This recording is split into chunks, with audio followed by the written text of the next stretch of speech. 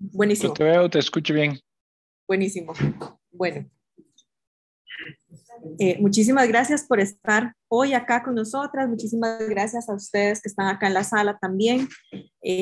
Estamos desde la sala de audiovisuales de la Escuela de Trabajo Social el día de hoy en la Universidad de Costa Rica y estamos enmarcados y enmarcadas en una serie de actividades que hemos estado organizando diversas unidades académicas y diversas unidades administrativas y de gestión aquí en la universidad para celebrar, conmemorar, recordar, sensibilizarnos alrededor de la Semana de las Personas Migrantes.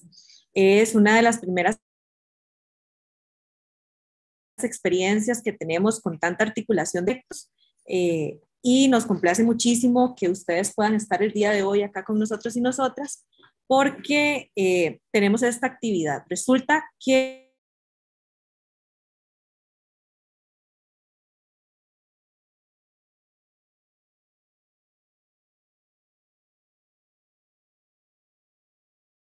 esta discusión de toda la articulación y la Escuela de Ciencias Políticas tenemos un proyecto de acción social que lo que propone es buscar articular los proyectos de acción social que tienen vínculo directo con personas migrantes, mejorar su comunicación, encontrarnos, trabajar en conjunto.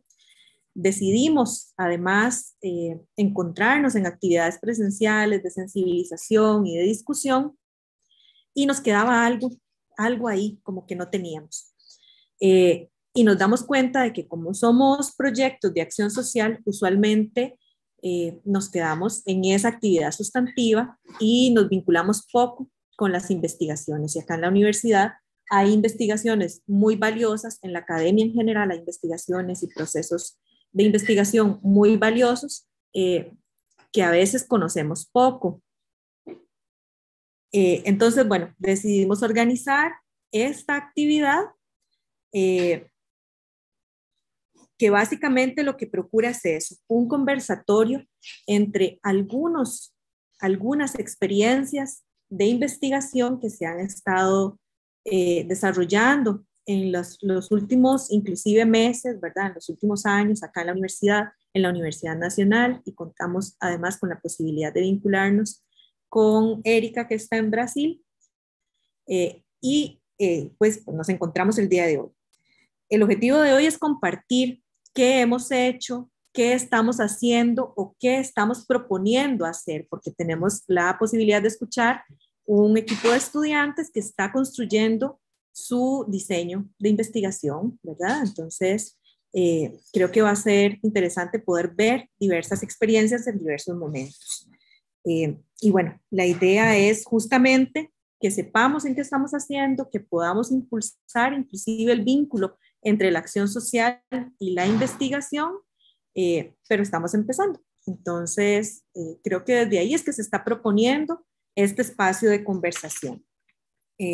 Bueno, nosotras, eh, como les digo, bueno, es un espacio híbrido, ¿verdad? Acá hay dos de las experiencias que van a presentar desde la sala, desde este espacio en el que yo me encuentro, y hay tres experiencias, que son la de Erika, la de Kuhn y la de Isaac, que creo que Isaac está por ahí, pero no tiene cámara encendida. Eh, Presentarán vía virtual, vía Zoom. Nosotras hacemos una propuesta, ¿verdad? Que primero empezaríamos con las compañeras de ciencias políticas del seminario que se está planteando y que se está gestando, que están acá en la sala. Posteriormente pasaría a exponernos y a conversarnos Erika. Luego seguiría Isaac, también de la Universidad Nacional. Seguiríamos con Mónica y Stephanie, que están acá en la sala. Y finalizaríamos con Kuhn. ¿Estamos de acuerdo? Entonces, bueno, ya yo voy a dejar de hablar y le voy a dar el pase a las compañeras de ciencias políticas. ¿Pueden venir acá?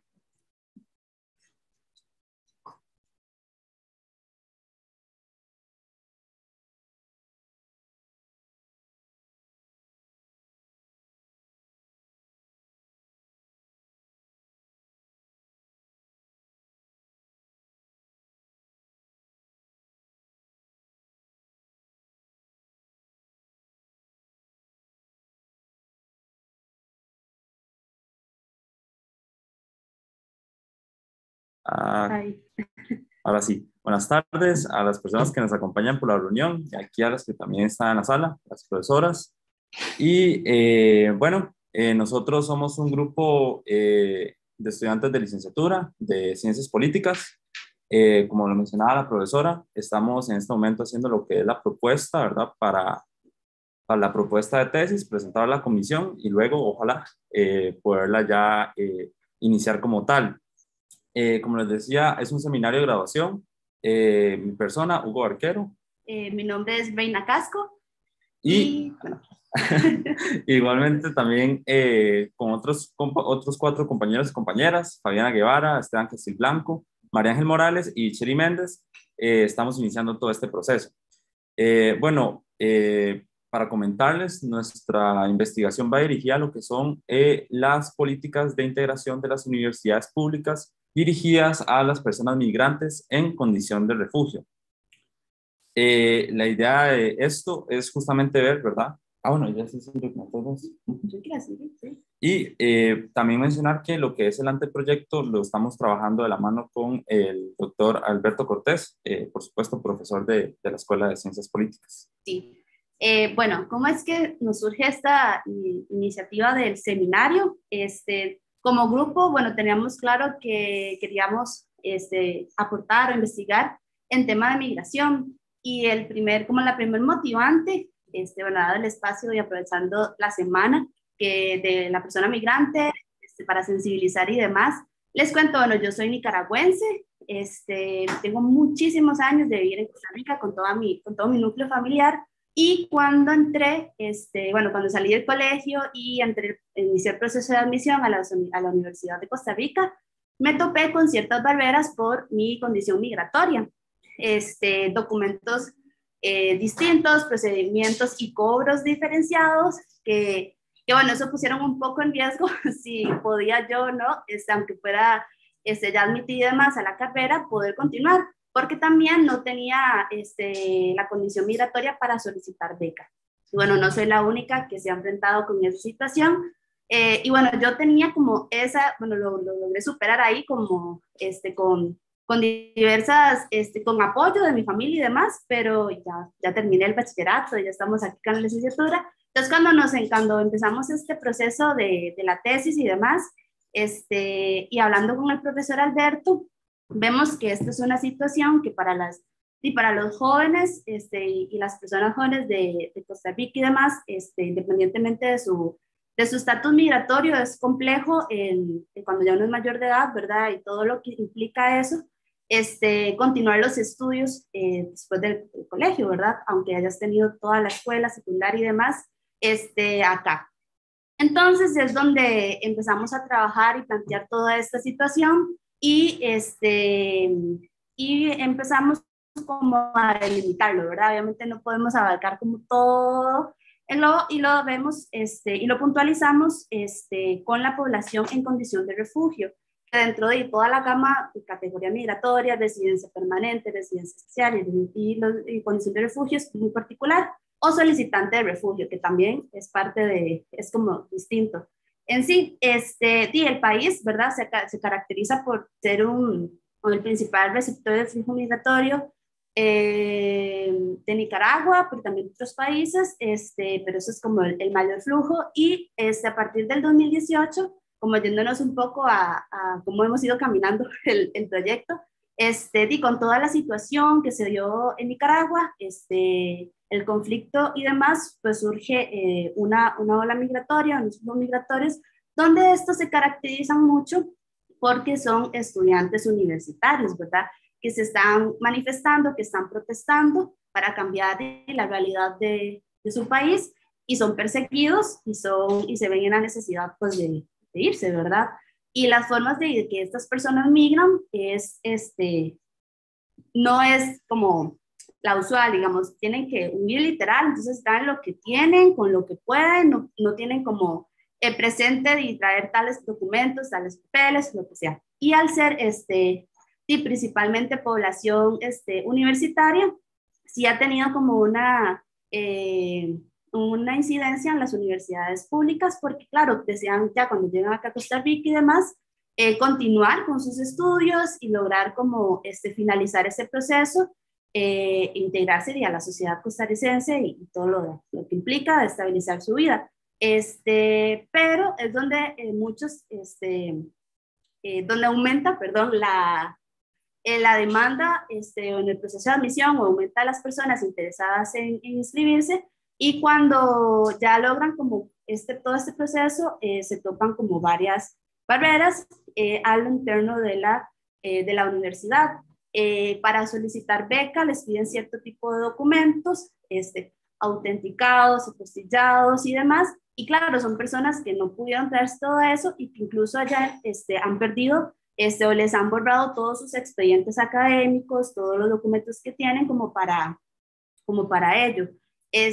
También con los cobros, que son bastante altos, hasta el triple del cobro del crédito, por como la diferencia entre lo que se le cobra a la persona costarricense y a la persona extranjera. Y en fin, entonces todo esto nos llevó a decir, ok, aquí hay un problema en cómo se hace esta integración de la población, entendiendo integración, este proceso de admisión, ¿verdad? De que logren estar y permanezcan en la universidad y con las condiciones que requieren y que necesitan. No sé si quieres agregar algo. Sí, de hecho, también lo que son las diferentes conversaciones que hemos llevado con nuestro director de tesis, las universidades no saben cómo enfrentar o cómo accionar ante esta situación con las personas migrantes, ¿verdad? Que como comentaba Reina, no tienen papeles o, digamos, no tienen los papeles tal vez de los estudios que ya han avanzados, y en general no saben cómo actuar tanto en la tramitología de admisión, en el ingreso, permanencia e incluso en la parte de egreso de la universidad. En lo que llevamos de estar yendo trabajando la propuesta, si bien es cierto, también pudimos comprobar esto, ¿verdad? Que las normativas dirigidas a esta población es sumamente escasa, y asimismo hablando con diferentes estudiantes, ¿verdad?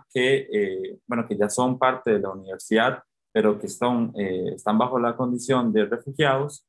Ellos nos contaban todas estas experiencias, ¿verdad? De cómo lo que es para uno un simple trámite, para ellos es todo mucho más engorroso llevarlo a cabo por la serie de pequeños papelitos, que para uno es un pequeñito papelito, pero para ellos es súper complicado, porque no sé, se los piden que tienen que venir firmados desde la embajada costarricense allá en Nicaragua. Y a ver, son personas que como decía Rey, vinieron literalmente a refugiarse, corriendo de allá, y apenas pudieron traer lo que pudieron.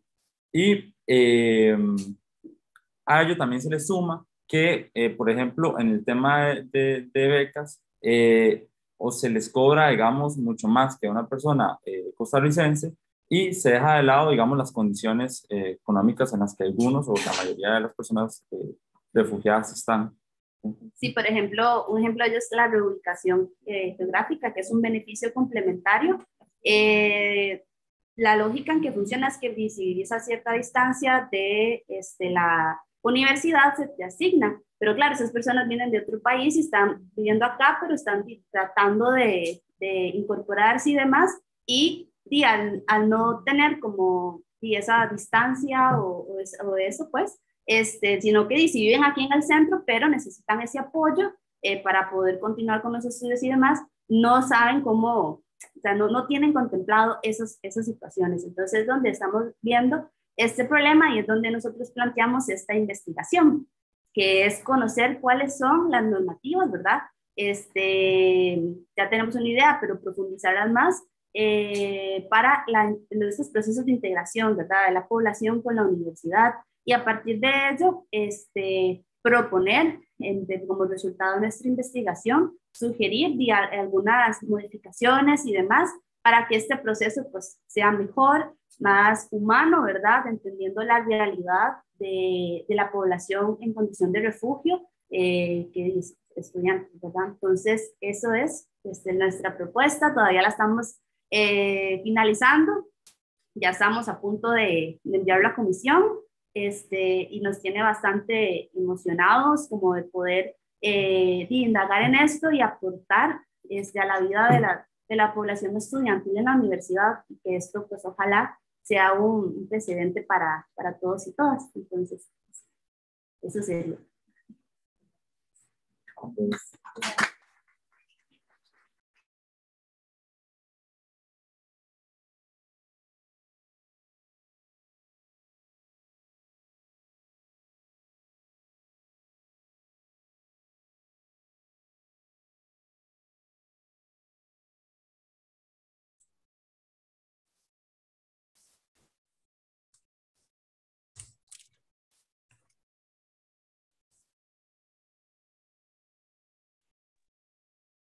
Muchísimas gracias a los compañeros y compañeras del seminario de graduación de la Escuela de Ciencias Políticas. Al final, cuando todas las personas expositoras hayan hablado sobre sus investigaciones, vamos a hacer una ronda de preguntas, de comentarios, entonces para que lo tomemos en cuenta. Continúa porque, pero,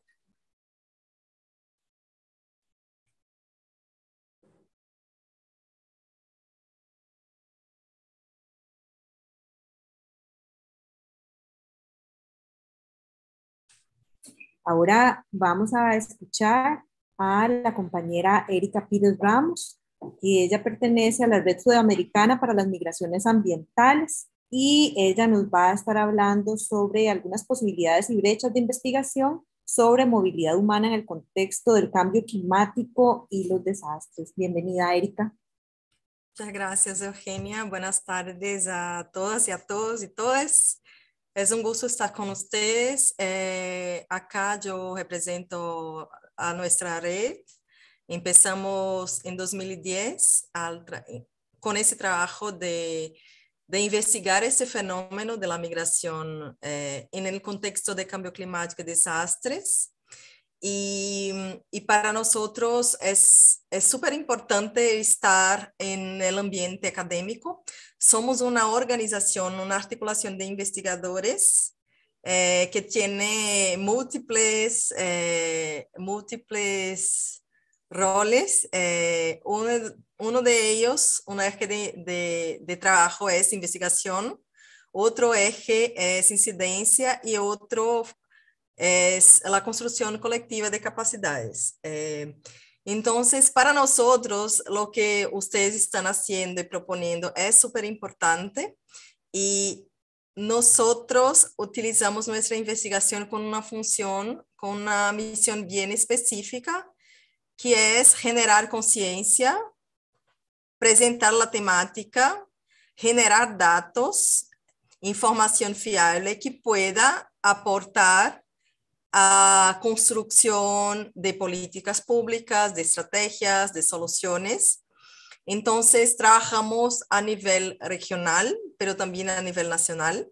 Y me gustaría mencionar un poco de los desafíos que tenemos, porque justo lo que necesitamos hoy es la producción de datos e información, nuevas investigaciones. ¿Y para qué en esta temática?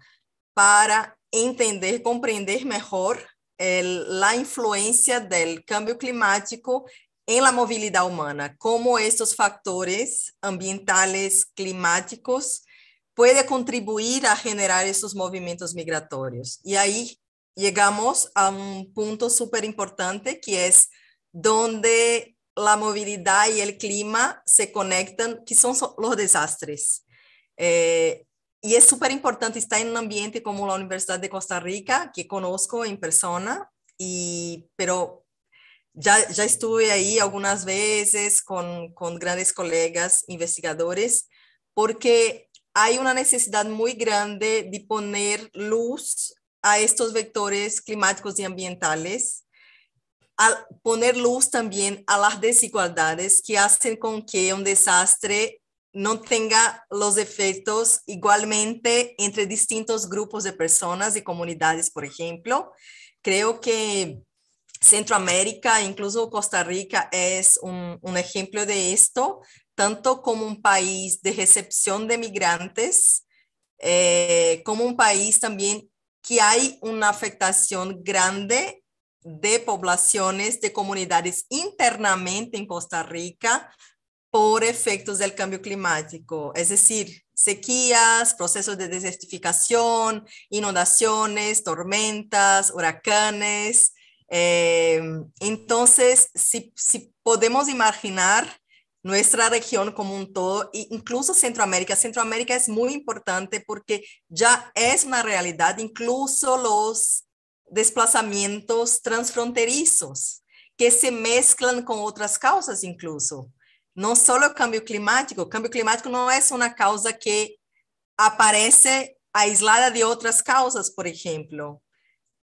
Para se generar un movimiento en este contexto de cambio climático, hay que entender también los problemas que las comunidades y que estos grupos sufren para estar más vulnerables a estos efectos del cambio climático, de graves impactos ambientales, que no son solo el cambio climático. El cambio climático es muy importante porque es un vector en Latinoamérica que genera más movimientos, pero no es el único.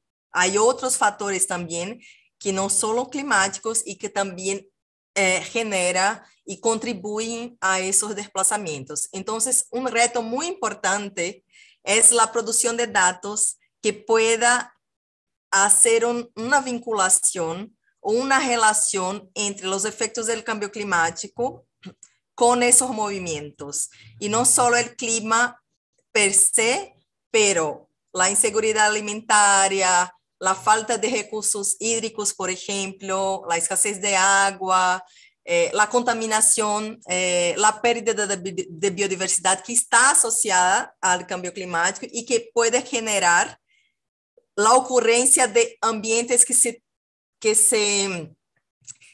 se queden improductivos progresivamente, por ejemplo, o inhabitables, porque hay situaciones extremas que la reparación es súper difícil, por ejemplo. Entonces, como estamos en ese contexto actual de crisis y emergencia climática, es muy importante que ponemos nuestra mirada en estos aspectos, pero no solo una mirada desde el clima, pero una mirada más integral a esas personas, no solo al ambiente, pero a las personas migrantes. ¿Quiénes son esas personas? ¿Dónde viven esas personas? ¿Cuáles son sus modos de vida, por ejemplo? Porque pensar en una solución no es solo asistirlas a nivel emergencial, pero monitorear toda esta dinámica y pensar como la migración puede ser no solo el movimiento para otros lugares, pero como puede ser un movimiento que puede ser una estrategia de adaptación. Eso es un poco un enfoque que damos a estos procesos, un enfoque positivo y también la necesidad de hacer una incidencia en los gobiernos de la región para que esos movimientos sean bien gestionados.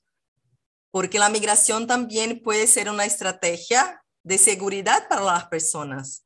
No necesitaría ser la única estrategia, pero una estrategia que pueda asegurar los derechos de las personas en movimiento. Eso es una lucha de nosotros como red y como investigadores y estamos involucrados en eso, que la migración sea una estrategia posible, no sea la única y pueda ser también una estrategia de adaptación al cambio climático. En mi experiencia de Brasil, que me gustaría compartir con ustedes, tengo una experiencia con una comunidad acá donde vivo en São Paulo, no en el continente, pero una comunidad de una isla acá cerca que está ubicada en un parque estadual, en un parque del estado de São Paulo, y que ya está totalmente reubicada por procesos de erosión y las constantes y frecuentes oleajes que hicieron con que este territorio de esta comunidad desapareciera por completo. Entonces, tenemos que tener una conciencia que ese fenómeno ya ocurre en la región, en distintas partes. Brasil es un país súper vulnerable a esos procesos de erosión costera, y eso no solo torna el ambiente improductivo muchas veces, pero muchas veces también inhabitable, porque el ambiente también se rediseña. Entonces tenemos que estar preparados, y los grandes retos que tenemos a nivel internacional es, no tenemos una categoría legal que proteja a esas personas. Tenemos, por ejemplo, la categoría de refugiado con un sistema consolidado, pero que los estados no tienen la disposición de adaptar esta categoría. No hablo solo de la Convención de 1951, pero de los acuerdos regionales. No hay esa disposición de aplicar el mismo sistema porque no fue pensado inicialmente para una gama amplia de factores. Son factores muy determinados, y eso nos genera un problema grande porque no tenemos cómo contabilizar de manera exacta a las personas. Lo que tenemos hoy son estimativas, pero las bases de datos que tenemos hoy, que están más relacionadas a desastres, traen datos sobre personas damnificadas, personas evacuadas, y no hay, por ejemplo, de la parte de las autoridades, en la mayoría de los casos, un monitoreo de esas personas. ¿Quiénes son? ¿Cuántas son? ¿Dónde están? ¿Qué necesidades tienen? Porque son necesidades distintas. La manera de brindar asistencia a una persona, a una mujer, a una niña en un contexto de desastres es distinta de un hombre, por ejemplo. Hay muchas culturas, por ejemplo, en que la mujer no sabe nadar. Entonces, hay investigaciones que nos brindan esa información, que la mujer se muere muchísimo más do que los hombres, por ejemplo, ahogadas en casos de inundaciones, por ejemplo, sea porque por las capacidades, por esos efectos culturales, sea por la preocupación de las mujeres en cuidar de la familia, la preocupación de salvar a los niños, las personas mayores, por ejemplo. Entonces, hay distintas peculiaridades, características de cada grupo.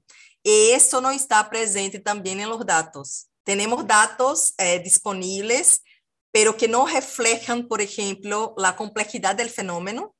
No hay esa desagregación de datos. Entonces, tenemos aún más la necesidad de visibilizar ese fenómeno, de tornarlo visible a través de investigaciones, sea desde un punto de vista legal, sea desde un punto de vista de las ciencias sociales, sea desde un punto de vista de la antropología, para que las soluciones a esas temáticas tengan en cuenta las personas migrantes, pero no solo eso, las personas que no pueden moverse, sea por las circunstancias del evento mismo, del desastre, que muchas veces atrapa a las personas, sea por el arraigo del territorio, el miedo de perder sus pertenencias, por ejemplo, sus tierras, sus ancestros, por ejemplo, su cultura, sus tradiciones. Entonces, hay múltiples miradas de investigación muy necesarias a este fenómeno, que no es un fenómeno nuevo, pero se agravó muchísimo con la crisis climática, y que no podemos solo mirar desde la ciencia climática, porque es un tema político también. Cuando pensamos en las personas migrantes, es un tema político. Los estados necesitan accionar y actuar para este reconocimiento. Y al no decidir y no posicionar sobre las personas migrantes, en favor de las personas migrantes, hacen una escoja, una elección, y acaban por contribuir también a esa situación de vulnerabilidad. Entonces, es muy importante pensar en esos temas desde distintas miradas, por eso también el trabajo de acción social es súper importante también desde la universidad, porque puede combinar investigación y combinar acción en la misma, en una misma oportunidad, porque las personas necesitan ser escuchadas, sus demandas comprendidas, para que podamos hacer una investigación que pueda contribuir a cambios que necesitamos, a cambios políticos, a cambios sociales, a cambios de desarrollo, por ejemplo, ¿no? de estas comunidades, y también que puedan combinar conocimientos desde las ciencias duras, como decimos, con los conocimientos tradicionales, que tienen mucho a aportar y que todavía no se quedan tan visibles cuando se piensa en soluciones. Si por ejemplo, pensamos en comunidades indígenas, pueblos indígenas, comunidades indígenas, tienen su conocimiento y muchas veces hay toda una dificultad de moverse o de instalarse y de integrarse en otro país, justamente porque necesitan de un apoyo. Hay muchísimas barreras. Nuestra colega habló, por ejemplo, de distintas barreras para ingresar en la universidad, pero eso es parte de la integración en la comunidad también. Entonces, para quien tiene un modo de vida muy distinto y tradiciones y culturas que debemos apoyar a esta preservación, también necesitan tomar parte en esas discusiones. En esa comunidad que trabajo, por ejemplo, acá en Brasil, estamos haciendo un trabajo conjunto muy interesante. Yo empecé después de la reubicación, entonces estamos combinando esos conocimientos de las ciencias duras con gente de la geografía, también gente de la antropología y nosotros desde la parte legal para hacer un refuerzo con la comunidad sobre las amenazas climáticas.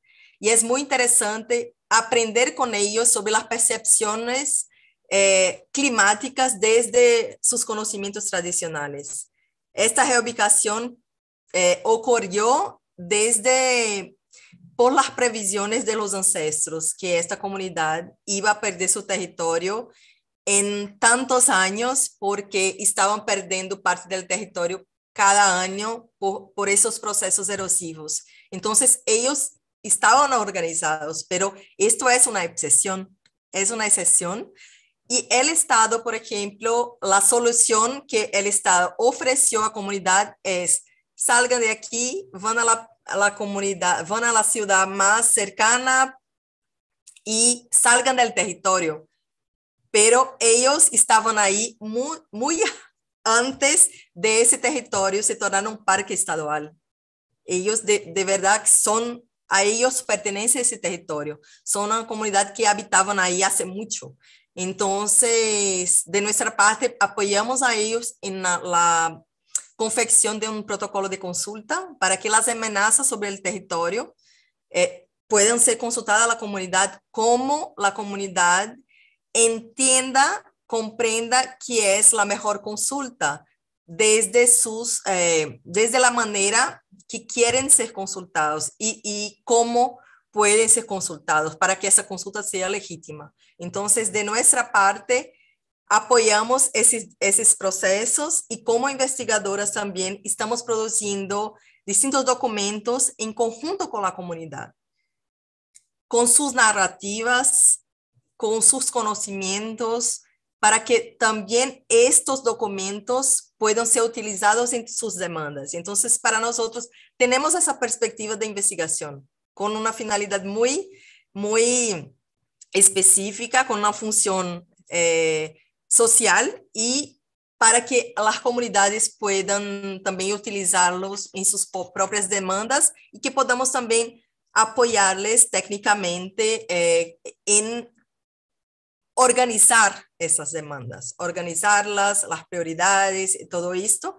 Entonces, es muy interesante ese trabajo, pero hay muchísima demanda en la región. Yo estoy segura que en Costa Rica hay muchas comunidades también que pasan por esa situación, las comunidades costeras. Hay estudios, por ejemplo, en Limón, en Cahuita, sobre comunidades también súper afectadas con los procesos erosivos, con el avance del nivel del mar, por ejemplo. Entonces, yo me pongo a disposición para preguntas, para lo que necesiten, para hablar un poco sobre las inquietudes de ese tema, pero es un tema súper importante. Yo estoy acá para invitarles a sumar con sus investigaciones, con sus proyectos y con acciones y con acción social a estas comunidades. Muchas gracias. Ya abrió el micrófono. Gracias, Erika. Muchas gracias. Muchísimas gracias, Erika. Muy interesante su propuesta. Le agradezco mucho. Vamos a escuchar a Isaac Rodríguez de la Universidad Nacional, sociólogo, que él tiene una investigación, un proceso de investigación que se denomina No todo lo que brilla es oro, uso del imaginario sobre el político y el migrante nicaragüense desde las relaciones de la producción y comunicación en Cruzitas. Isaac, te escuchamos. Sí, tengo la cámara en el teléfono y el audio en la computadora, entonces puede que me estén viendo desde dos lugares. Pero, buenas tardes a todos y todas. Bueno, mi investigación tal y como lo indica Eugenia, ¿verdad? Se ubica históricamente y contextualmente en el proyecto o abandonado proyecto minero Cruzitas, pero específicamente tomo tres campos, ¿verdad? Me ubico desde la teoría de campos de Bourdieu y desde el campo político, el campo periodístico y el campo jurídico, entendiendo estos tres campos relacionados como una, una serie de eventos que se entretejen a favor del mercado, ¿verdad?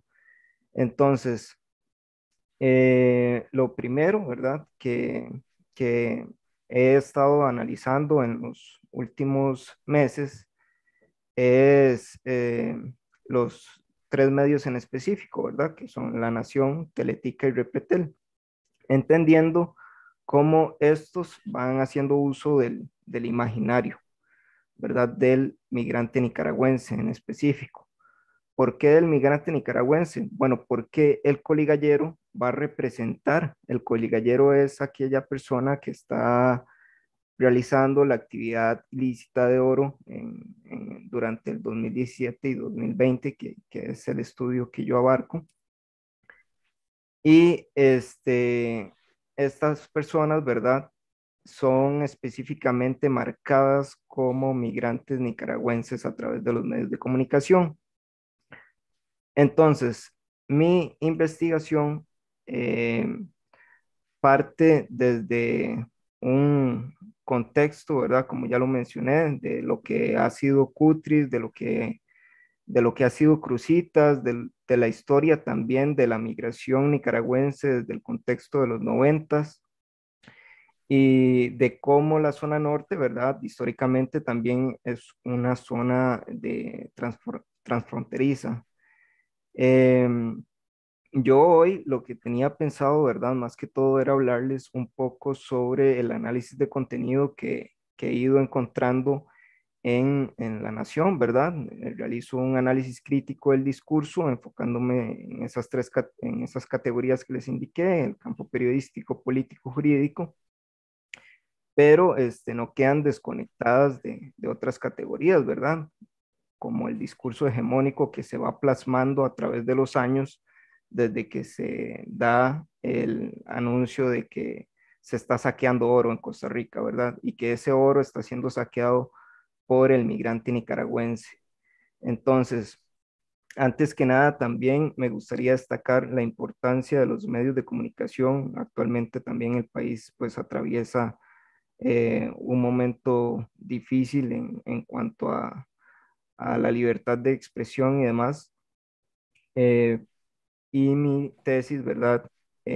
Pues sí ubica bastante crítica hacia el medio de comunicación, pero eso no significa que el medio no sea necesario, ¿verdad? Y que la noticia no sea importante. Me gustaría tal vez compartirles un poco de los resultados eh, que he encontrado para llegar hasta donde estoy, ¿verdad? Si me pueden ayudar ahí a compartir pantalla. Mm, Creo que eso es vos, Dani. Ok, ya, ok. Vamos a ver. Ok. Bueno, algunos de los objetivos, ¿verdad? Que ya les indicaba. Esta presentación más que todo es un apoyo para mí, ¿verdad? No tanto para las personas que están presentes y viendo por ahí.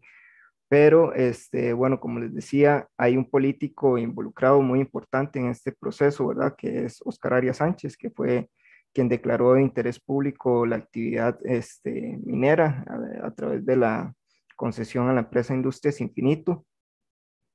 Este, por lo cual también se analiza el discurso de esta persona en mi investigación. Eh, También, bueno, por acá el marco metodológico. Entonces, lo que yo les quería comentar también era el proceso, ¿verdad? De la recolección de información. Lo que yo hice fue, más que todo, es realizar, a partir de la teoría, una búsqueda de periódicos que me permitieran observar cuál era el periódico que marcaba la agenda mediática, ¿verdad? Referente al tema de la problemática minera. Eh, Encontré 426 noticias relacionadas a eso en diferentes medios, ¿verdad? Escritos primeramente en La Nación, La Teja, Diario Extra, Semanario Universidad, y me voy encontrando, ¿verdad? Que a través del 2017 al 2020, quien marca la agenda mediática, ¿verdad? Es La Nación, con un 40%. Entonces, los principales, los temas centrales sobre los que abarca la problemática del proyecto minero Crucitas, ¿verdad? Va a estar la extracción ilícita de oro de los coligalleros nicaragüenses, porque así son marcados, y el juicio contra Oscar Arias por prevaricato, el ambiente, otros, y que es reactivación minera, es lo que yo encuentro como el discurso hegemónico sobre el que va a versar toda la producción de la información y la comunicación entre el campo político, el periodístico y el jurídico. ¿Por qué? Porque todo se centra en que para poder salvar la crisis ambiental que se encuentra en Crucitas, ¿verdad? Primero se construye un enemigo común, que en este caso va a ser el migrante nicaragüense, que es, de hecho, Michael Soto en una nota de La Nación dice que el 95% de las personas detenidas en uno de los operativos a Crucitas, ¿verdad? Respondían a nicaragüenses y solo un 5% costarricenses, que son datos que uno se va encontrando también en ese discurso de autoridad que mantienen a través de la relación entre los campos y que posicionan en desventaja en este caso, al migrante, ¿verdad? ¿Para qué? Para posibilitar, o más que todo, de forma inconsciente o consciente, ¿verdad? Se van generando, enlaces en el azar discursivo, ¿verdad? Es decir, el discurso va encontrando una regularidad y esa regularidad va a ser la reactivación minera. Esto se evidencia más adelante a través de el proyecto de ley, que es el proyecto, ay, déjenme un toquecito nada más para revisar por acá. Es el proyecto,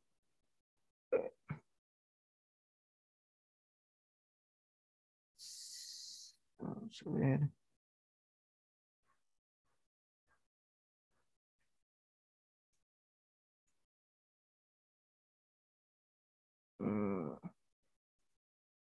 21.584.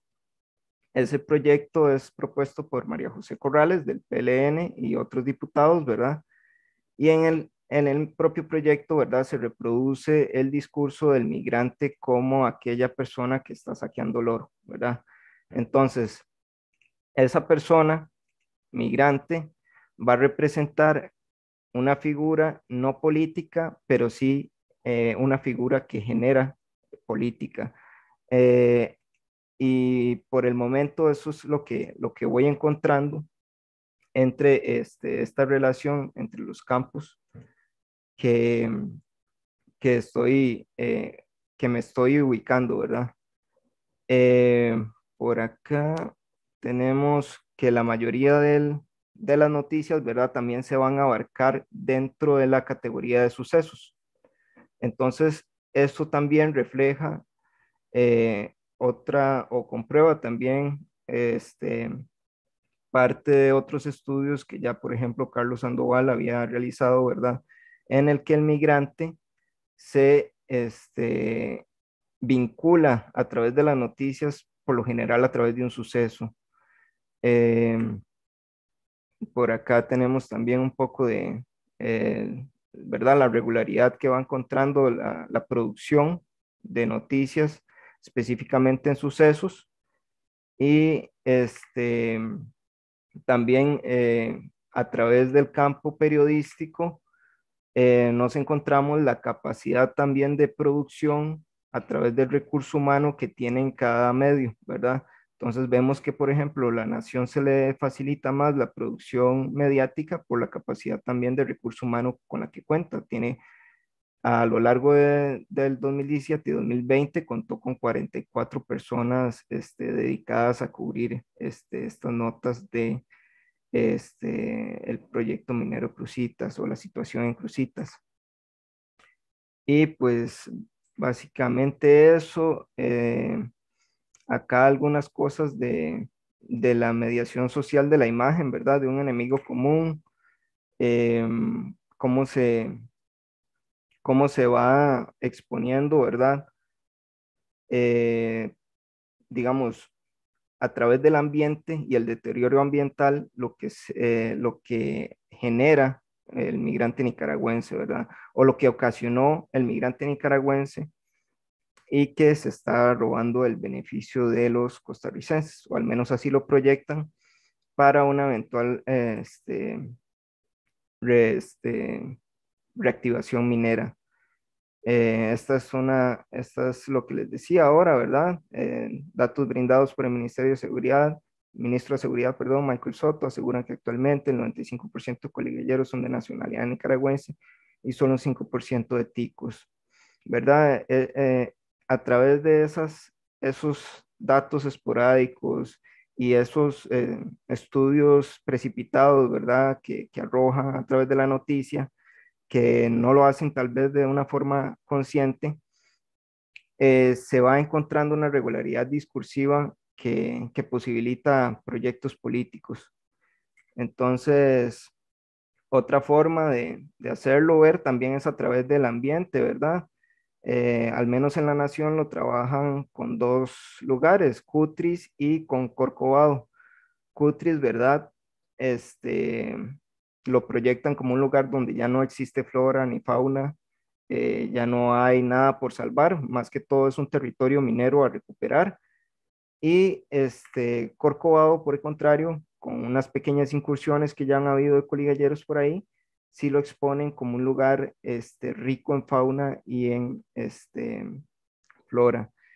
¿Esto qué evidencia? Pues también que se expone un lugar en deterioro y un lugar por salvar en beneficio de reactivar proyectos políticos. Entonces,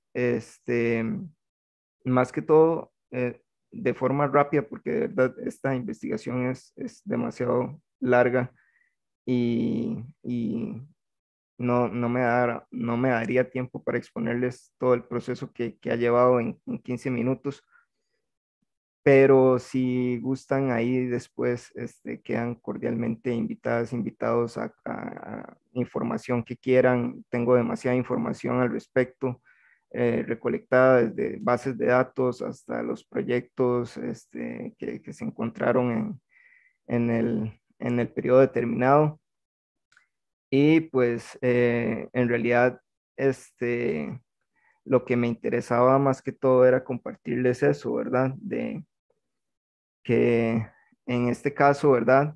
Lo que se nota es que el mercado es una categoría que da vida a los otros campos, ¿verdad? Les nutre valor e importancia y genera el conflicto entre diferentes corrientes de pensamiento. Se impone como un eje central de los principales temas encontrados entre las noticias descritas, ¿verdad? Y ya sea la temática ambiental o el juicio de Oscar Arias Sánchez, la extracción ilícita de oro, el mercado está siempre presente. ¿Y está presente cómo, verdad? A través de la eventual reactivación. Otro dato importante ya para finalizar, perdón, ya se me está acabando el tiempo, es que el campo periodístico, ¿verdad? Hay un periodista en específico que es José Andrés Soto.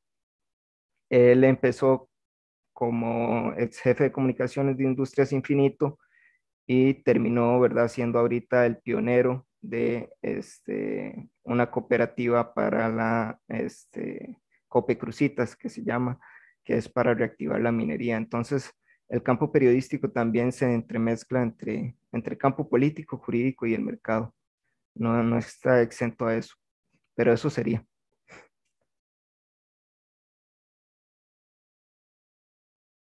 Isaac, muchísimas gracias por tu investigación.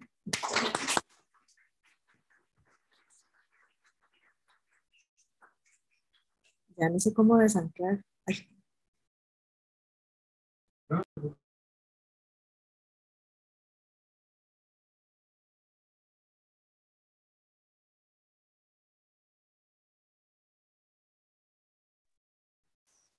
Bien, muchísimas gracias a Isaac. Ahora vamos a escuchar a Stephanie Curcios y Mónica Muñoz con una investigación que ellas realizaron que se denomina Entre el acceso y la realidad, un análisis del acceso de la población migrante nicaragüense a la oferta programática del IMAS.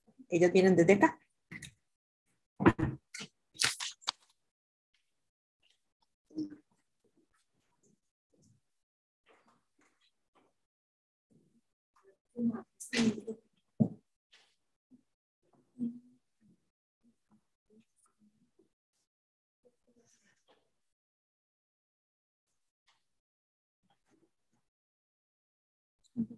Sí, sí. Ok, ahí está abierta mi micrófono. Sí. Bueno, buenas tardes. Como lo explicaba un poco Eugenia, nosotras hicimos esta investigación en el marco de nuestro trabajo final de graduación para optar por la licenciatura. Y bueno, se denomina el acceso y la realidad, un análisis del acceso de la población migrante a la oferta programática del IMAS. Bueno, y perdón, buenas tardes también a las personas que están virtual. No sé cómo se cambia. Para cambiarla. Ahí está. Un poco de nuestras motivaciones por el cual decidimos investigar este tema. Bueno, están un poco ahí, el cambio de paradigma que a partir como del 2005 empieza a surgir sobre la migración, que lo empieza a comprender un poco más en temas de derechos humanos, de integración, y ese incluso cambio de paradigma se ve en la reforma de la ley de migración en el 2009, la 8764. Esta modificación de la reforma en la ley de migración también genera una modificación en la reforma, en la ley, perdón, de asignaciones familiares, que es la ley de FODESAF, que es la que asigna recursos para la asistencia de personas especialmente en situación de pobreza.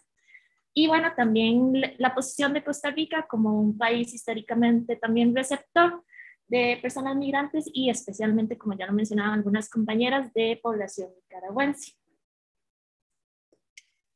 Ahora bien, en términos más de nuestra estructura de la tesis, ¿verdad? Nuestro tema principal pues, es analizar el acceso de la población migrante nicaragüense a estos programas de IMAS.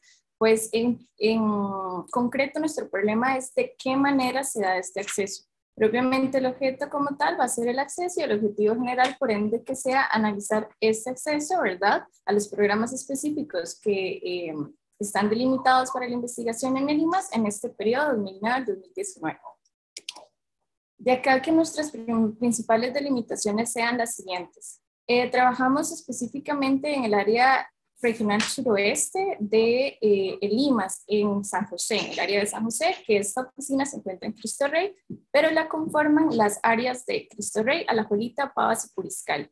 También lo que son los programas seleccionados se hicieron básicamente porque eran quienes contaban con mayor población migrante nicaragüense en este momento estudiado.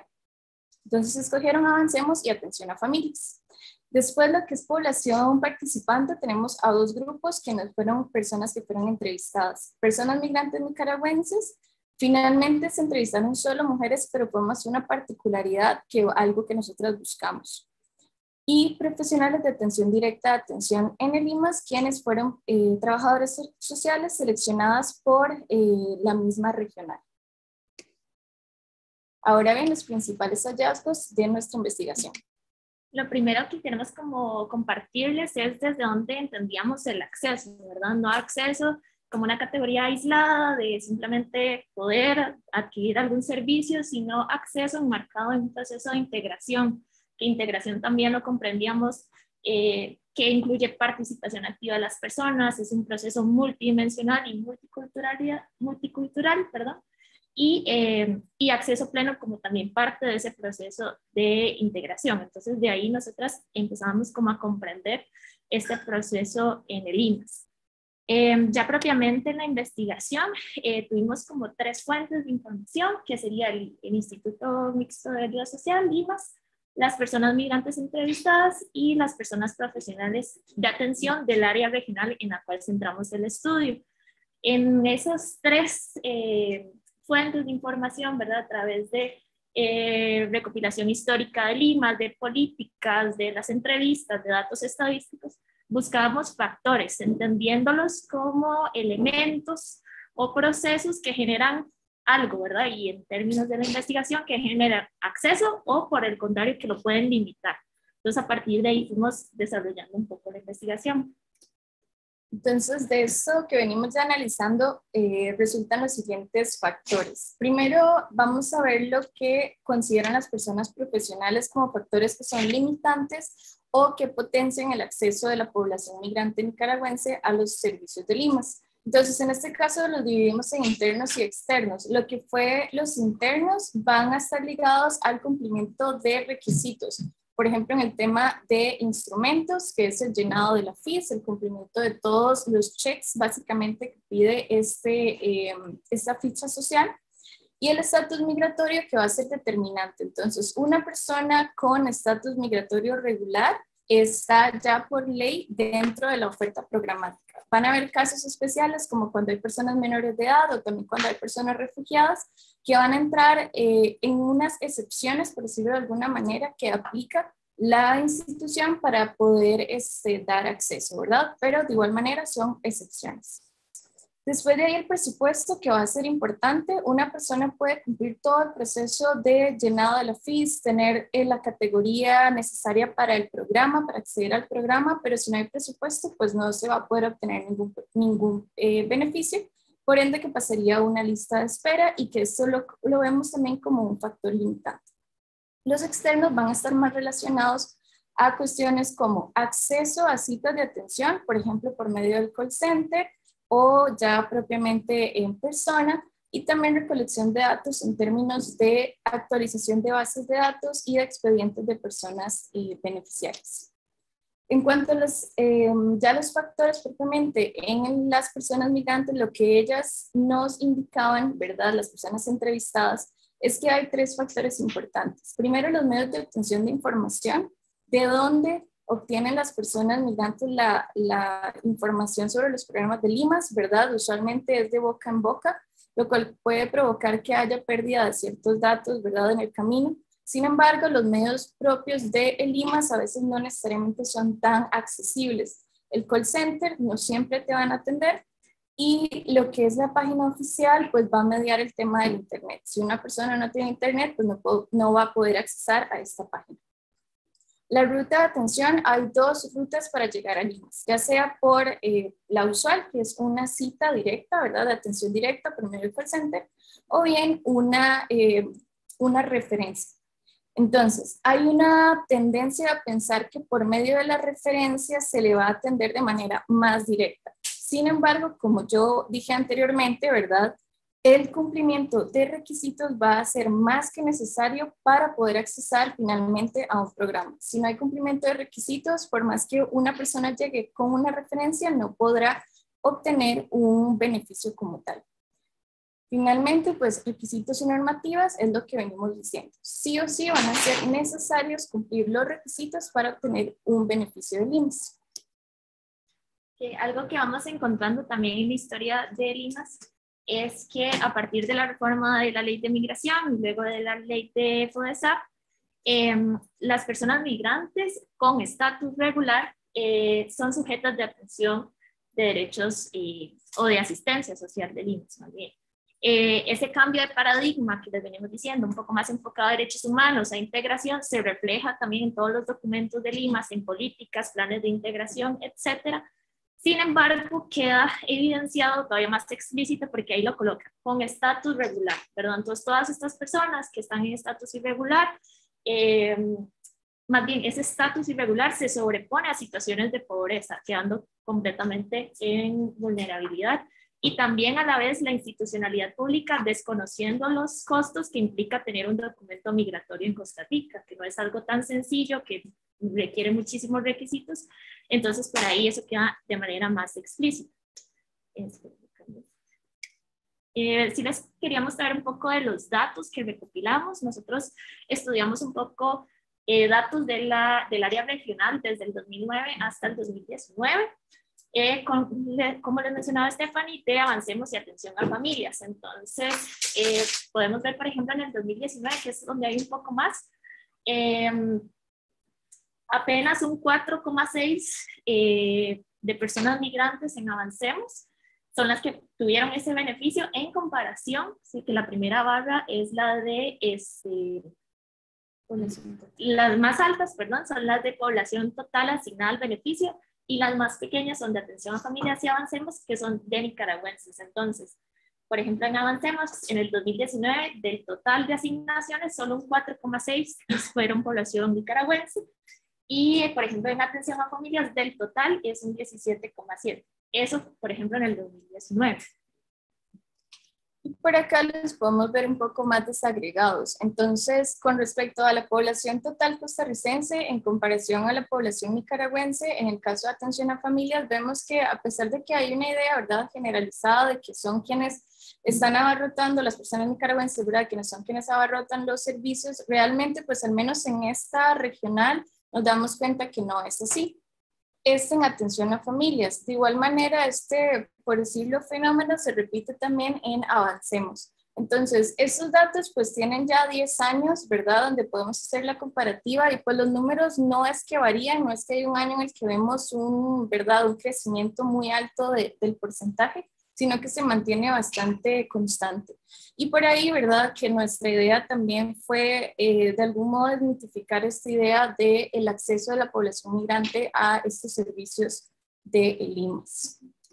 Inclusive, pues, en un año como el 2018, 2019, que hay un contexto especial en particular en Nicaragua, el aumento es realmente bajo, ¿verdad?, de personas beneficiarias de nacionalidad nicaragüense en este caso.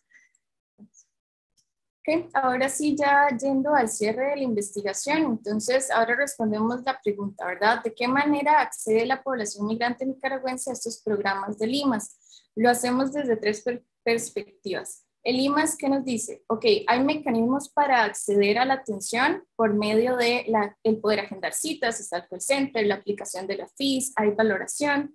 También porque hay una ley y normativa interna que, pues, ¿verdad?, permite este acceso. Las profesionales con las que tuvimos entrevistas nos mencionan, pues todas las personas tienen la posibilidad de acceder siempre y cuando haya cumplimiento de requisitos y haya presupuesto. Y la población migrante, ¿qué nos dice? Nos dice, hay acceso, pero es restringido, principalmente por el tema del estatus migratorio. Y bueno, nosotras como conclusión nos preguntamos entonces, ¿hay acceso? Se muestran así dos escenarios. Primero, si hay acceso según el marco de paz, porque ahí dice las personas migrantes en estatus regular pueden acceder, según lo identificado en las profesionales que nos decían que si tienen requisitos pueden acceder, pero ese acceso lo identificamos entendido como simplemente poder agendar una cita, ¿verdad? Simplemente poder ir a una valoración, en este caso con la trabajadora social, entendiendo el acceso, como les explicábamos anteriormente, ¿verdad? Como un proceso realmente de integración, se encuentra completamente limitado a un estatus migratorio. O sea, la persona puede estar en una situación de pobreza que si no tiene un documento de identificación y nada que presentar, ¿verdad? Aparte del presupuesto, si hay o no presupuesto institucional, no puede acceder a ninguna asistencia social de Limas. En este caso, avancemos de atención a familias, pero casi que se replica en cualquier otro de los programas que tienen para las personas en situaciones de pobreza. Eso sería un poco la investigación que planteamos y queríamos exponer un poquito más los datos, pero igual cualquier pregunta quedamos atentos. Muchas gracias.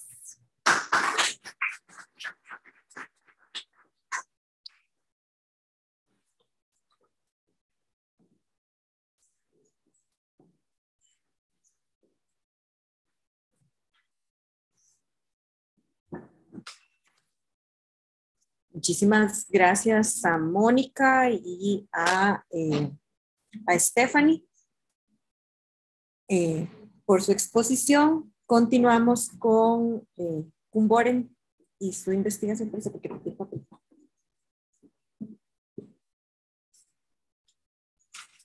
Hola, no escuché la última parte, pero creo que ya me toca, ¿verdad? Sí, es que dejé el papel en la otra silla, perdón. Bueno. Kumboren, quien nos va a hablar sobre un imán de bienestar, migraciones y el acceso a la salud pública en Costa Rica. Adelante, Kun, muchas gracias por estar acá. Sí, muchas gracias por la invitación. Qué bueno estar en esta semana de la persona migrante, que me parece que ha sido un espacio muy bonito. Tal vez como antes de proyectar una investigación, presentarme, yo soy Koen Forent, holandés, migrante acá en Costa Rica, y bueno, trabajo en el Instituto de Investigaciones Sociales. Qué bueno ver a todo el mundo, pero sobre todo a Stephanie y Mónica, que fue una tesis que tuve el privilegio de seguir de cerca. Creo que tal vez empezar un poco por ahí. Creo que todas las presentaciones hasta ahora han hablado de barreras, ¿no? Y creo que un término clave es el acceso, y cómo existen barreras que pueden facilitar o más bien hacer difícil ese acceso. Creo que ya aprendimos que, y es algo que también voy a enfatizar de la investigación de la presentación pasada, que el estado migratorio es clave para entender el acceso a ciertos servicios del Estado, pero que no, tal vez también haciendo el vínculo con la primera presentación, no es suficiente. Es decir, que el acceso es fuertemente condicionado por el estado migratorio, pero claramente existen otros, incluso si uno tiene un estado migratorio irregular, eso puede no ser suficiente para tener acceso. También aprendimos de Hugo y Reina que el Estado puede excluir y lo puede hacer de manera intencional o sin intenciones, ¿verdad? Puede haber reglas que tal vez no están explícitamente pensados como para excluir, pero sí excluyen a la persona migrante por alguna que otra razón. Y también que existen diferentes tipos de barreras. Ahí Stephanie y Mónica hablan de algo que está inscrito en la ley. Después también Hugo y Reina creo que hablan de otro tipo de barreras que son más institucionales, que la institución que pone las reglas. Y después también hemos hablado un poco un poco haciendo el vínculo también con Isaac, y un poco lo que mencionó Erika, que a veces existe como percepciones y actitudes de discriminación y xenofobia que son un tipo barrera de agencia, ¿verdad? De nuevo, puede ser institucional o no intencional, perdón, o no intencional, pero creo que existen diferentes tipos de barreras y mi investigación actual se enfoca en esas barreras porque nos gusta entender, digamos, el proceso de exclusión social como tal, como un proceso, como mecanismos que nos ayudan a entender dónde están los cuellos de botella para tener acceso a una participación plena en la vida en general, pero sobre todo en el acceso, ¿verdad?, al Estado. Entonces, bueno, haciendo ese vínculo con las otras investigaciones, yo voy a proyectar una pequeña presentación que tengo, que es una investigación que ya tiene sus años. Fue publicado como libro en el 2019, pero creo que todavía sigue siendo bastante vigente, aunque algunos datos claramente se pueden actualizar. ¿Se está proyectando en este momento la presentación? Sí, la estamos viendo. Ok, muchas gracias. Bueno, yo juego un poco con esa idea del imán de bienestar, porque nosotros en Costa Rica tenemos muchas veces este discurso, un poco lo que mencionó Isaac también, que el enemigo que viene a sacar los recursos, eso no solo aplica a la minería, pero también a los servicios de salud o lo que nos provee el Estado como servicios públicos. Y por eso también tan interesante el caso de Stephanie y Mónica. Un comentario antes de entrar en esta presentación, que el porcentaje de incidencia que ellos encuentran como 4 punto algo por ciento es más bajo que la incidencia que tienen en la población total. Estamos hablando de un 8-9%, algunos encuentran 10%. Es decir, el 10%, ponen el 9% de la población total de Costa Rica es migrante, de los cuales más o menos 6.7% son migrantes nicaragüenses. Pero si vos tomas en cuenta que una institución como el IMAS, que está dedicado explícitamente a la población en condiciones de pobreza, y si sabemos que en la población en condiciones de pobreza esperaríamos una alta incidencia de población migrante, ¿verdad?, por el tipo de integración que se da en este país, uno esperaría que el porcentaje de personas que se atienden al IMAS, por ejemplo, sería mucho más alto que el 4%, pero no. O sea, más alto que la incidencia total en la población, es decir, más alto que el 9%, pero no, no es así. Es mucho más bajo que la incidencia. Entonces, realmente lo que demuestran es que las instituciones del Estado no atienden a población migrante y eso es algo que también, bueno, en mucho menor medida que quisiera exponer para la política de salud. Ok, imán de bienestar, esa idea es un poco como que, ¿verdad?, como que tenemos esa idea que vienen acá para sacarnos los recursos y yo me enfoco en población migrante. Bueno, acá el problema, como la premisa es esta. Costa Rica en los años 40 logró, ¿verdad?, construir un estado de protección social bastante fuerte, un régimen de protección social que incluye educación y salud. Sobre todo salud es como, ¿verdad?, lo emblemático de esta protección social, y estamos hablando en términos muy concretos de la Caja Costarricense de Seguro Social. En los años 80 entramos en una crisis de la deuda, programas de ajuste estructural, y se crea una presión enorme sobre los recursos de Estado. Básicamente, el Estado tiene que hacer más con menos recursos. Y así, ¿por qué? Porque la población sigue creciendo y dejamos de invertir en salud y educación. Esto entonces tiene una cola estructural a través de los años, pero en el 2008 hay una crisis financiera que pone bajo la lupa la caja costarricense, porque como baja el PIB, baja el presupuesto de la caja, y en el 2011 destapa una crisis financiera muy grande en la Caja Costarricense de Seguro Social, que sabemos que no tiene mucho que ver con población migrante, que tiene mucho que ver con el mal manejo administrativo de, bueno, la misma administración que mencionó Isaac en su presentación, pero también con pura corrupción y mal manejo, creación de plazas que no tenían presupuesto, etcétera. Sin embargo, en la percepción social de Costa Rica no estamos, ese no es un problema de austeridad, no es un resultado de la austeridad. El hecho de que la caja está en crisis es resultado de la migración nicaragüense a Costa Rica, y así muchos de los problemas que enfrentamos le tiramos la culpa a los y las nicas. estamos pensando que el crimen y la violencia, ¿verdad? Hay una más alta incidencia de población migrante que nos desplazan en el mercado laboral, que ambas cosas no existen datos que sostienen estas cosas. De hecho, sobre el desplazamiento en el mercado laboral hay dos experimentos muy chivas. Uno es, no tan chivas, pero en chivas en datos, por lo menos académicamente chiva, es que en el 2008 hay una crisis financiera, hay una demanda enorme de personas en el sector agrícola y hay un desempleo más alto que nunca. Entonces, lo lógico, y eso es lo que propone la ministra, la entonces ministra de Trabajo, bueno, ¿qué tal si decimos a todos esos ticos y ticas que no tienen trabajo que vayan a trabajar en ponerle café y caña? Pues, sorpresa, no fue tan exitosa la propuesta porque no querían.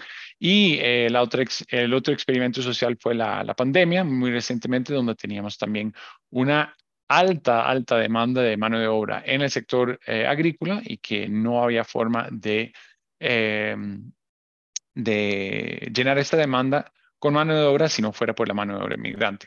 Yo me enfoco en que culpamos a los problemas de los servicios sociales públicos a las personas migrantes.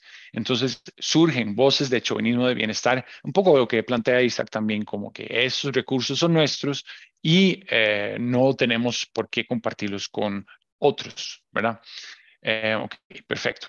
Esto coincide, digamos, estas crisis y esas percepciones coinciden con un auge en la migración enorme en los años 90, aunque baja en los años 2000, sigue creciendo la población migrante en el país, al punto de que hoy en día tenemos más o menos 9% de la población migrante y más o menos, como decía antes, el 6.7% de Nicaragua. Y tenemos esta idea, ¿verdad?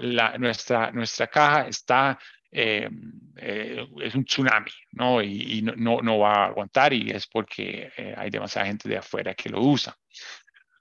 Entonces yo me pregunto, en ese libro que nota de pie es bajable gratuitamente en los sitios de la editorial UCR, los servicios de salud costarricenses son un imán de bienestar para la migración nicaragüense.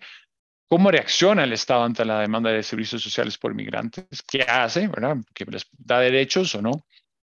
¿Cuáles son los derechos sociales de inmigrantes y cuál es su acceso real? Creo que la literatura hasta hace poco, un poco lo que hacen Mónica y Stephanie también, entrar un poco en detalles sobre, bueno, eso es lo que dice en papel sobre el acceso y eso es lo que realmente tienen acceso las personas migrantes.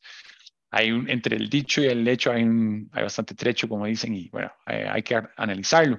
¿Y cuáles factores explican por qué algunos migrantes logran acceso a servicios sociales y otros no? Bueno, esto no les voy a aburrir con eso, pero dos conceptos claves para mí son el universalismo en la política social, que entiendo de manera multidimensional. Si quieren ver más, pueden leer el libro. Y exclusión social, que otra nota de pie para Hugo y Reina, creo que sería muy interesante leer un poco sobre exclusión social entendido como concepto diferenciado de la pobreza y pensarlo como un proceso o mecanismos de exclusión social, que es un enfoque bastante diferente. ¿Qué hago? Yo me enfoco en migración nicaragüense. ¿Por qué? Porque, bueno, claramente es la migración más, lo que más ocurre, digamos, en Costa Rica, pero también es la migración más polémica, ¿verdad? Entonces, me pareció como lógico, porque yo escuchaba que esos nicaragüenses es el problema y usan demasiado la caja, por eso lo tenemos colapsados, etcétera. Entonces, pues qué raro, porque me parece como que, bueno, yo tenía muchas dudas. Entonces empecé a estudiar esto. Después, salud, me enfoco en salud. ¿Por qué salud? ¿Por qué no educación o pensiones? Salud es como el único servicio social del Estado que uno necesita durante toda la vida y para toda la población. Educación es mucho más al inicio de la vida. Pensiones es mucho más al final de la vida, ¿verdad? Transferencias sociales o servicios como el IOMAS están pensados para una población en particular que cumple con ciertos requisitos mínimos, es decir, caben por debajo de la línea de pobreza.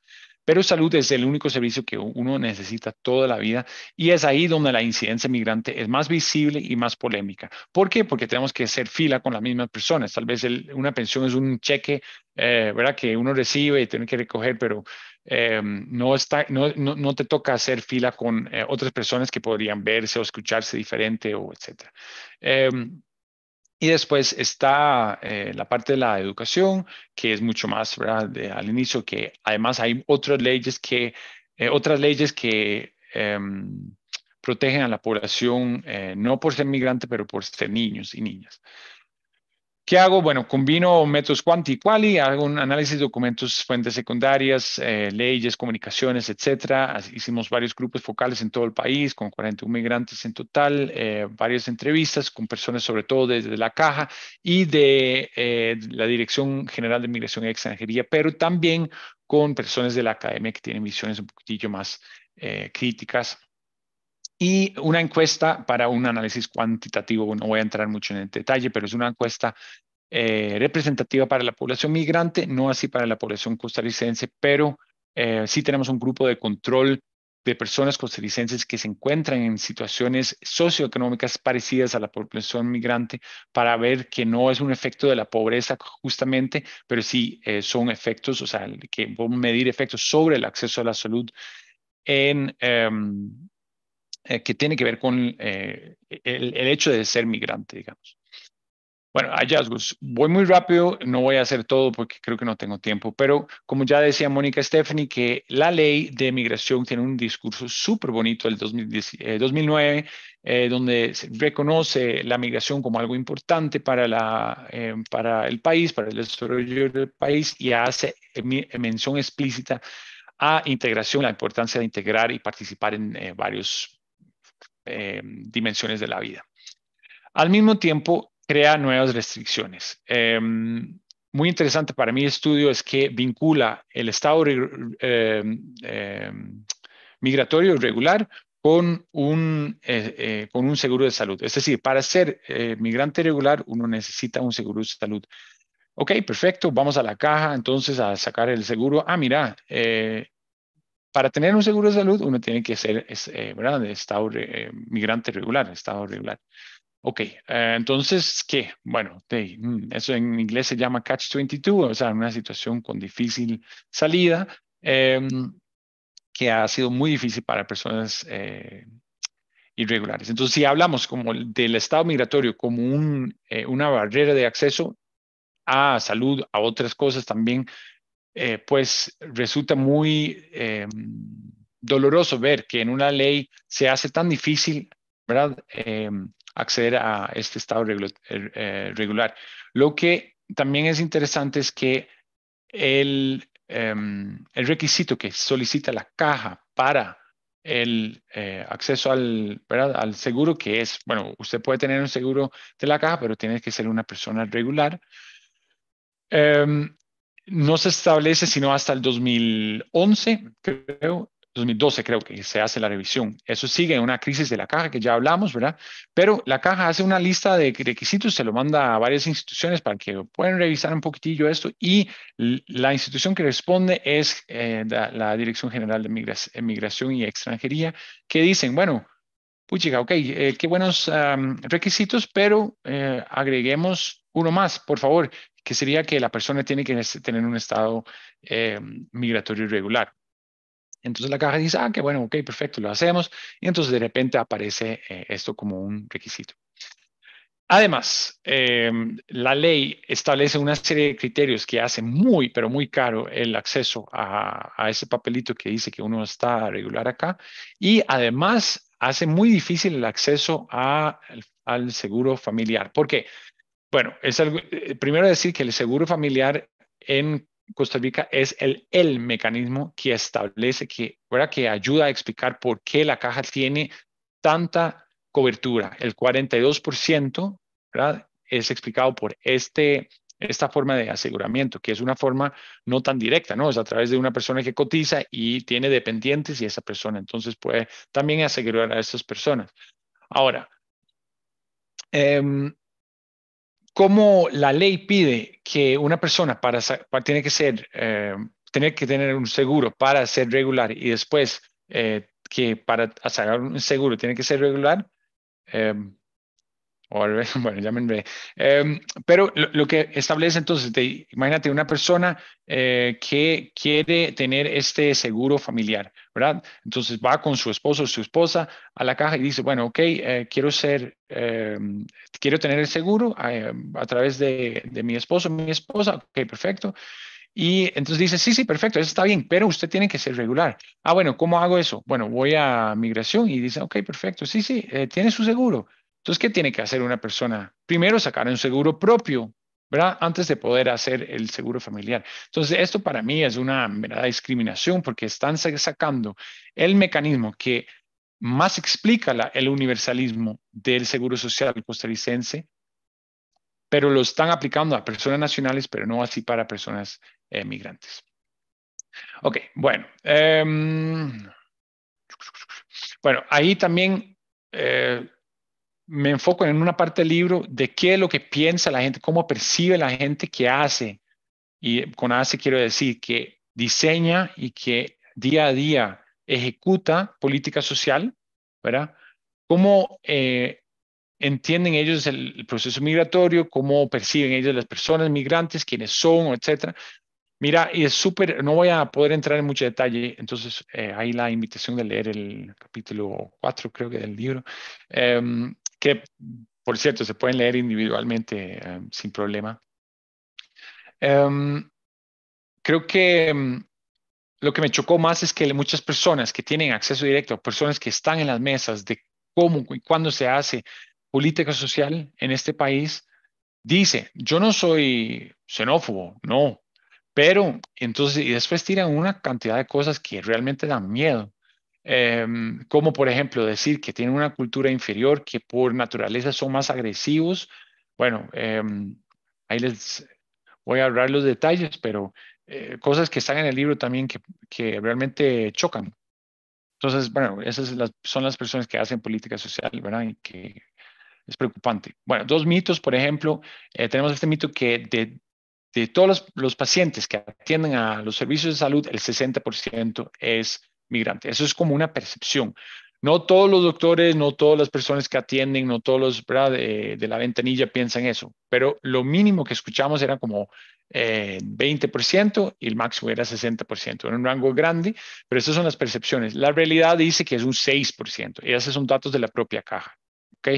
Después tenemos la idea de que migrantes no tienen seguro social de la caja. Los migrantes no cotizan para la caja. Pues no es cierto. El 60% es asegurado y es a pesar de que muchos y muchas están en un sector informal donde no es la persona que les contrata que los emplea, ¿verdad? Que los asegura.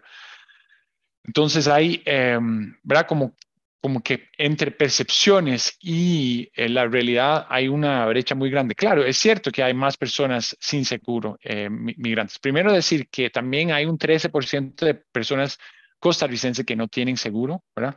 Es más alto entre migrantes, pero bueno, hay muchas razones que pueden explicar por qué. Acaba de decir un par de cosas, ¿verdad? Que es muy caro, que es muy burocrático, que hay barreras legales y, bueno, e institucionales que hacen difícil ese acceso, pero a pesar de eso todavía tenemos un 60% que ahí entonces no hay ninguna discusión sobre si tienen o no acceso a los servicios de la caja porque cotizan como cualquier otra persona que cotiza que tiene derecho a los servicios de la caja.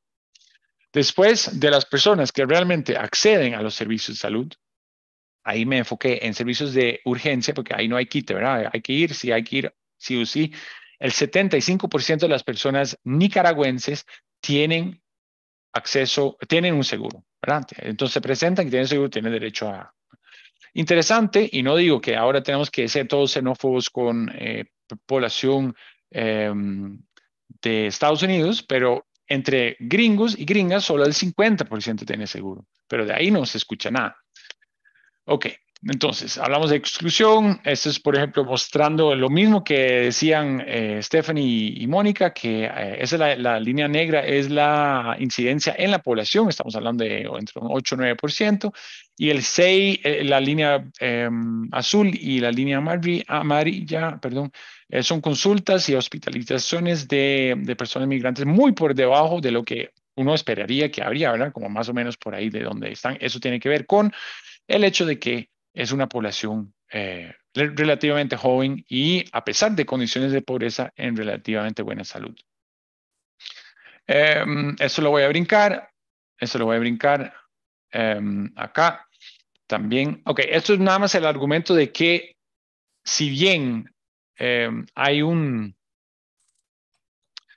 como un factor que es muy importante para entender si una persona sí o no tiene acceso a salud, y es el estado migratorio no es suficiente porque también depende mucho de otros factores. Por ejemplo, la persona que atiende ventanilla tiene su percepción sobre migración y sobre migrantes y puede estar de mal humor, como dijo una persona que entrevistamos, una persona migrante, y que dijo, depende de qué lado de la cama salieron, y ese día podría no darme acceso, digamos. Entonces, nivela el campo de juego, pero no siempre el hecho de que uno tiene los papeles. Ok, para ir terminando, vemos que migrantes no tienen siempre acceso al Estado porque o no son elegibles legalmente o los costos son muy altos o una burocracia. Bueno, yo siempre bromeo que yo tengo un doctorado, pero la caja después de 15 años todavía no la entiendo. ¿Verdad? Hay casos de discriminación, de xenofobia, etcétera. Lo que hacen es que esquivan el Estado y van para el mercado. El mercado informal, llamamos del Parque La Merced, ¿verdad? Ahí hay un mercado informal grande, prácticas muy preocupantes de automedicación, y en contraste con lo que muchas personas piensan que, ¿verdad? Que aquí sacan las medicinas de la caja y las empiezan a vender en mercado informal, pues vemos más bien que muchas veces van para Nicaragua para buscar las medicinas que necesitan, o en caso que sean en servicio, van para allá para conseguirlo allá, porque acá, por las razones que ya dije, es difícil. Ok, bueno, exclusión social, hay una parte institucional, hay una parte de agencia, que es discriminación. El universalismo tico no es para todos. La política social en este país está lamentablemente en erosión, más con la pandemia ahora, y esto implica una exclusión de migrantes porque lamentablemente estados que se encuentran en una situación donde les está costando dar cobertura para la población nacional, con todo también ese discurso mediático que se reproduce, digamos, estos mensajes de xenofobia, lamentablemente migrantes no van a ser prioridad. Y es problema porque al faltar de integrar así a las personas migrantes, aumenta aún más una brecha de clases que ha venido creciendo desde los años 80, lo que debilita la base para el universalismo y la solidaridad, que ha sido la base para la caja, ¿verdad? Más allá de si sean población migrante o no, es importante, digamos, ese contrato societal entre diferentes clases para seguir pagando y para seguir usando los mismos servicios, que se ha debilitado mucho. Entonces, eso es un poco por donde iba. Bueno, acá yo les invito a escuchar unos podcasts que tenemos en el Instituto de Investigaciones Sociales, que se llama El Zapato de Aprieta y Sin Punto Final, donde tenemos varios episodios sobre migración. Y acá también hacemos una reflexión sobre qué ha implicado la pandemia, ¿verdad? Y toda la política alrededor de la pandemia para personas migrantes en específico. Así que con esto les digo muchas gracias y dejo de compartir. Creo que me pasé un poco, aunque no estaba tomando tiempo, pero bueno, invitados e invitadas a leer el libro. Gracias.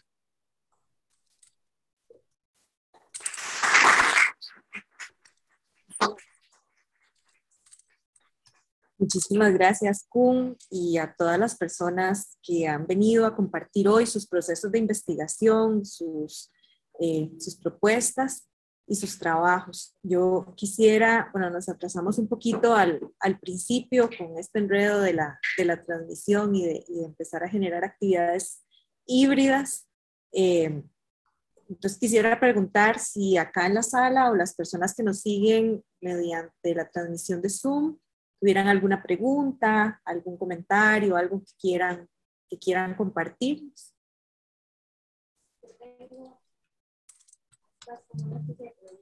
pero vos podrías venir aquí para que te escuchen.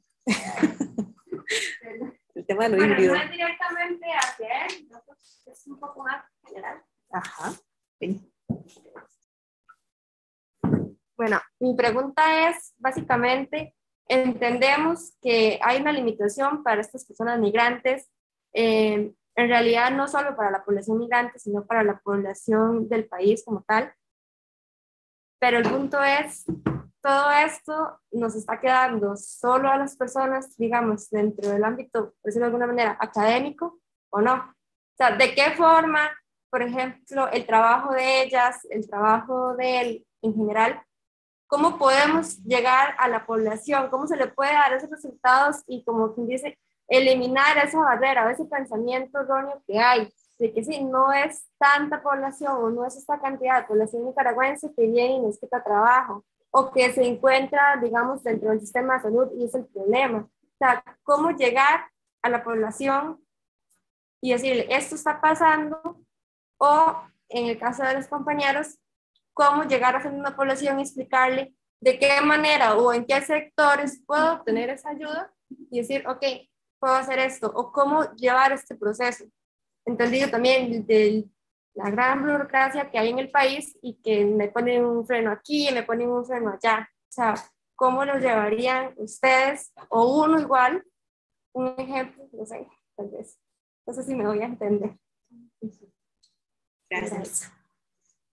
Gracias. ¿Alguien quiere hacer referencia? Veo que Kun levantó la mano. Ajá. Le escuchamos, Kun. No, buenísima pregunta. Me parece súper, o sea, a mí yo no logro como entender cómo existen percepciones y persisten percepciones, incluso dentro de una institución, ¿verdad? La caja que provee servicios de salud, y los propios datos de la caja, que recoge la caja, que están disponibles para todo el mundo, que usted lo puede bajar ahí en el sitio de ellos, dicen otra cosa completamente. O sea, es una súper pregunta de la compañera. Yo no tengo la respuesta, pero creo que es algo que hay que estudiar. Ahora, ¿cómo lo tratamos de hacer? Aunque no sé si va a funcionar, pero ¿cómo lo tratamos de hacer? Bueno, creo que primero se ha girado un poco la discusión desde la academia, no a estar siempre la defensa como yo, ¿verdad? Básicamente diciendo no es cierto, no es cierto, pero decir que, ok, veamos el aporte de la población migrante. Y el aporte de la población migrante lo podemos también estudiar académicamente, ok, sigue siendo como una forma tal vez difícil de entender, tal vez, pero sabemos números muy claros, ¿verdad? Que una población de 9% aporta un 13% al PIB. O sea, ahí creo que más claro que eso. Otro ejemplo muy claro ha sido la pandemia. Si no fuera por migrantes, se vio en la política pública, ¿no? Muy pronto, a pesar de todas las restricciones y las fronteras cerradas, pues se abrió para migrantes para venir a trabajar en la cosecha de café porque necesitamos 70,000 personas. Ese tipo de cosas creo que pone sobre la mesa el aporte de la persona migrante. Entonces, lo que hemos tratado de hacer a esta excelente pregunta, ¿verdad? Para tratar de hacer algo, es enfocarnos en eso. Y, por ejemplo, lo que hemos hecho y pronto sale y que creo que se proyectó en esta semana de la persona migrante también, es un video del gallo pinto, el desayuno típico de Costa Rica, digamos, y se va sirviendo y casi que uno tiene muchas ganas de hambre, o sea, las tomas dan hambre, muchas ganas de comer, y de repente sale como una pregunta, uy, ¿qué pasaría si no tuviéramos el aporte de la población migrante en la producción de los alimentos?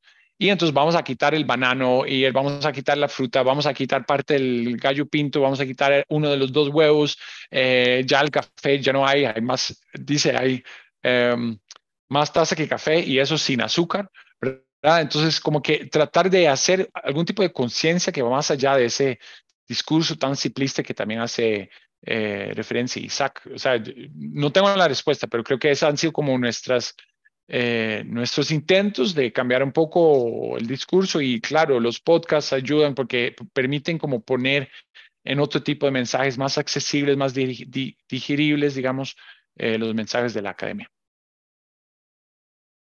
Gracias, Kun. Vení, Stephanie.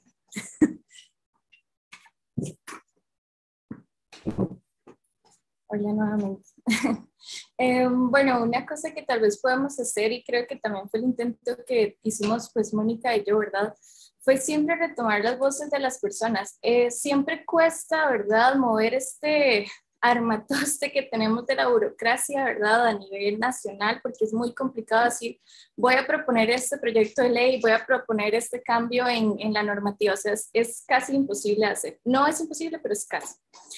Pero, digamos, nosotras y nosotros creo que desde acá abajo, desde la academia, podemos ir implementando formas de comunicación más directas. Si vamos a trabajar en los TCU, no sé, creo que ustedes están en un TCU, si están trabajando con población, entonces intenten siempre retomar las voces de las personas, ¿verdad? No solo decir, yo les propongo esto, sino, bueno, ok, yo les propongo esto, ¿ustedes qué piensan?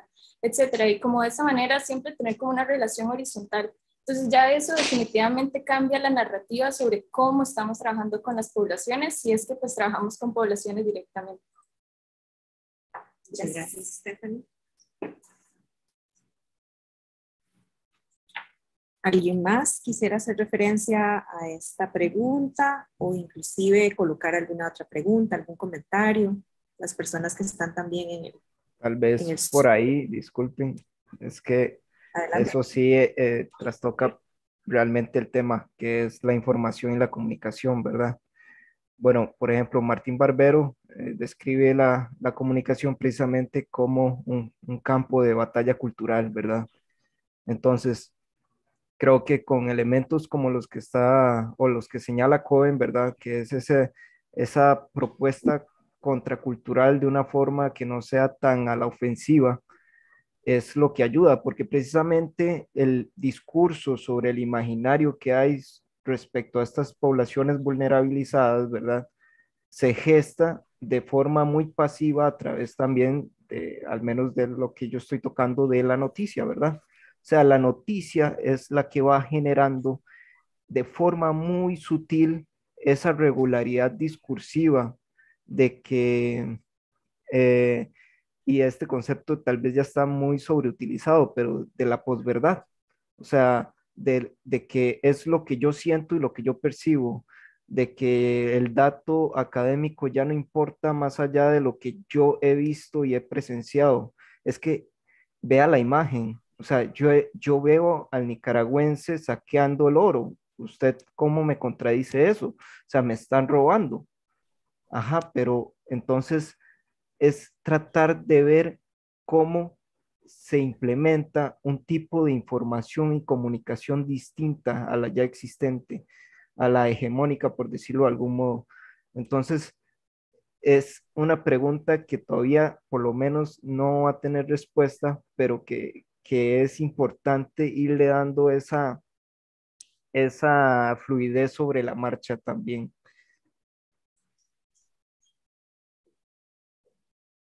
Muchísimas gracias, Isaac. ¿Alguna otra cuestión? Si no, bueno, yo, además de agradecerles a ustedes que están acá, que nos han acompañado en esta actividad, a los compañeros y compañeras que nos han apoyado con exponer sus procesos, sus investigaciones, sus reflexiones, agradecerles profundamente. Yo quisiera recuperar un par de cositas, no voy a durar mucho, de verdad. Y creo que se relaciona también con la pregunta que acabas de hacernos, ¿verdad? Bueno, ¿qué retos nos dejamos nosotros y nosotras como academia también para seguir proponiendo cambios hacia la institucionalidad pública, hacia la atención de las personas migrantes, pero también cambios a lo interno, ¿verdad? Esos cambios que tenemos que revisar nuestros propios discursos, revisar nuestras propias prácticas y nuestras propias políticas y adaptarlas a la lectura de ese contexto, un contexto que nos coloca retos importantes, que nos coloca crisis climáticas, crisis podrían llamarse políticas y demás, pero que tenemos que aprender como instituciones a leer esos contextos y a movernos institucionalmente para poder abordar esos contextos y comprender el movimiento humano en esos contextos. Creo que las investigaciones de ustedes nos hacen un llamado justamente a eso. Pero no solo desde la visión de las instituciones, porque durante esta semana hemos reflexionado muchísimo también alrededor de la escucha de las personas migrantes, de sus voces, de sus autonomías, y cómo esas autonomías no solamente son desde la migración desde la desesperación, sino la migración desde la esperanza de los cambios y demás, y como instituciones tenemos que aprender a leer también eso. Creo que otro de los aprendizajes que yo podría recuperar acá es la posibilidad de sentarnos, de conversar. Creo que Erika especialmente nos lanza un reto, que es el vínculo entre la docencia y la acción social, perdón, la investigación y la acción social, bueno, la docencia también, y cómo estos procesos de investigación y los procesos de acción social debemos comunicarnos y trabajar en conjunto también en busca de esa incidencia para el cambio. De repente no vamos a hacer la revolución de un día para otro, pero podemos ir haciendo algunos cambios, algunos avances y colocando también y señalando según los diferentes criterios y las cuestiones que vayamos encontrando en nuestros procesos de investigación y acción social. Y termino también con la posibilidad de seguir recuperando esos retos desde lo legal, los esfuerzos por continuar desmitificando y luchando contra la xenofobia, que creo que es algo de lo que definitivamente ha quedado esta tarde acá en este conversatorio. Si no hay nada más, creo que podríamos ir cerrando de verdad con un agradecimiento muy, muy profundo. Muchísimas gracias. Gracias a todos. Un gusto escucharles. Igualmente, Erika, un gusto conocerla. Muchas gracias. Muchas gracias. Gracias. Hasta luego.